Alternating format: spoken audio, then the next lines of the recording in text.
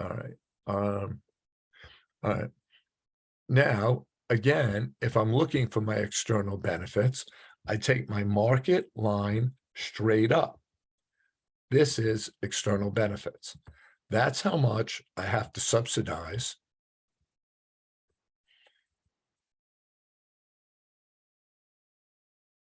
to get rid of the deadweight loss and also to get to optimal. All right. Marginal social benefits or value is private plus external benefits. So again, anytime you see external benefits, it's a positive externality. Anytime you see external cost, it's a negative externality. All right.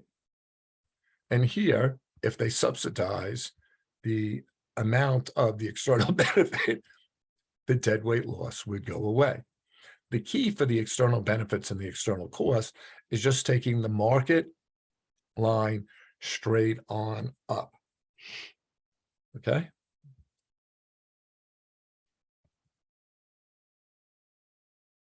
All right.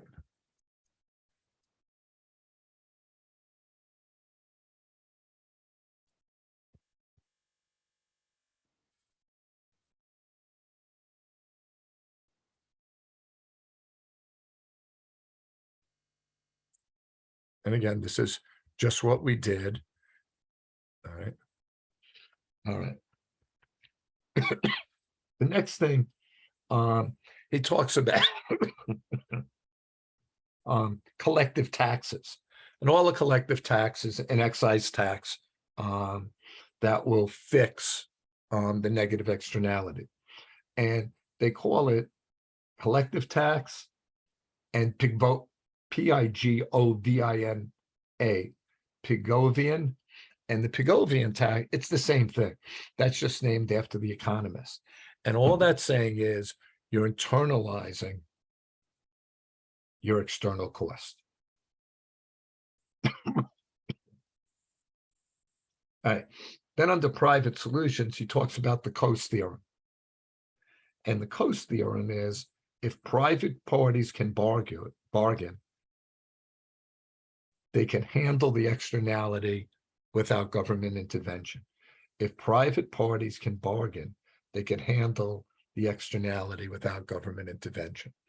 And I think on the practice quiz, it's something like Ed's a writer and he gets a 500 benefit, and Ricky plays drums and he gets a 250 benefit, and Ricky drives Ed crazy with the noise. And all Ed has to do is pay anything over 250 and less than 500s. Now, why doesn't this always work? Transaction fees. Sometimes getting licenses, getting lawyers drive up the cost that you can't get a sweet spot in the middle. Okay. All right. The last pretty much thing is and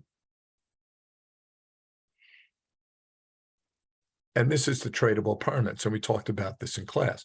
The supply curve is perfectly inelastic because the government's deciding that there's 500 tons of pollution could be taken in by the water and, processed naturally. Now, if I have the ability to cut down my pollution at a low cost, and I'm selling it to Steve, and Steve needs it because he pollutes a lot, the demand could drive the cost up from 100 to 200. Now, I got to be honest with you. The questions are usually very straightforward, like, what's the price after the shift in demand? Well, the price would be 200. What's the quantity after the shift in demand? That would be 500. So I think those are pretty straightforward. Now, on the last thing, like objections to economic analysis of pollution, just realize it's a lot easier to determine cost than it is benefit. The cost of making something a lot of times is straightforward. The benefit I get is a lot of times hard to put in dollars and cents. Okay, that is pretty much an outline of the chapter. I'm going to just take a second and get the practice quiz up there, and then I'll get the chat box up there. If anyone has either any, is this the practice? Yeah. Any questions either on anything I went over or on the practice quiz. If you have a question on the practice quiz, just type in a number and I'd be glad to go over it. If you have any questions, just type them in.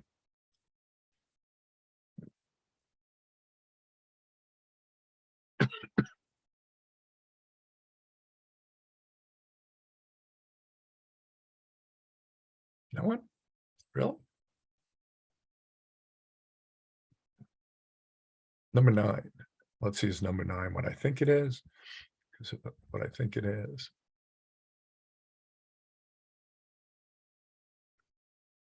Sorry, Kyle, I'm just having some trouble scrolling down.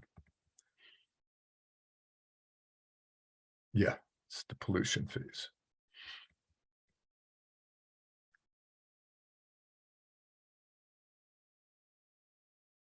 Okay.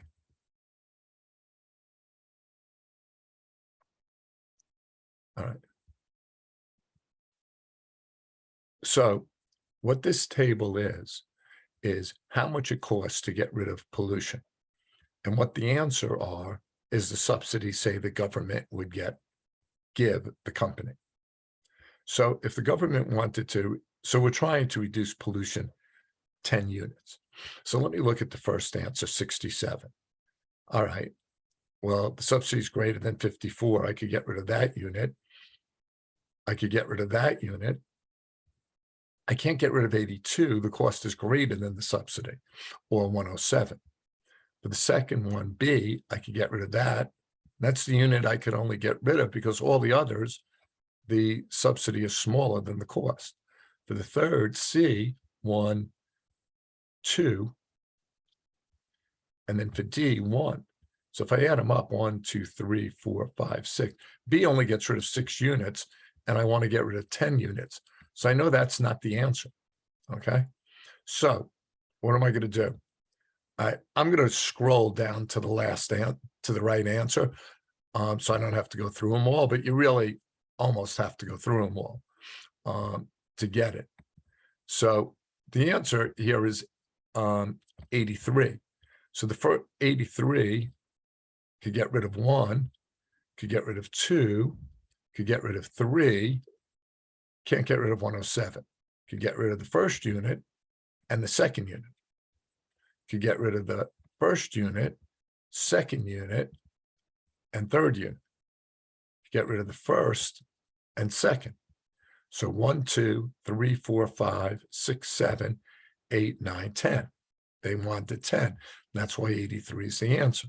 Now, all they're going to do on your quiz is either change the amount of units, to get rid of like 6 units or 8 units. But all you have to know is the answers of the subsidy, and every unit the subsidy is greater than the cost, you cross out. Kyle, did that help you? Okay. Anyone else with any other questions on the practice quiz or anything in the chapter?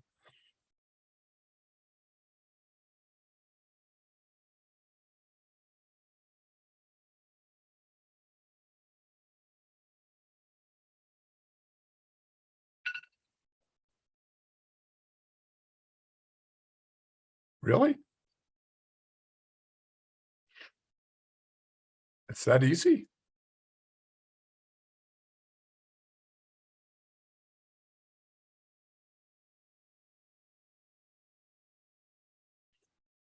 Okay, if you guys don't have any questions, I'll wrap it up here.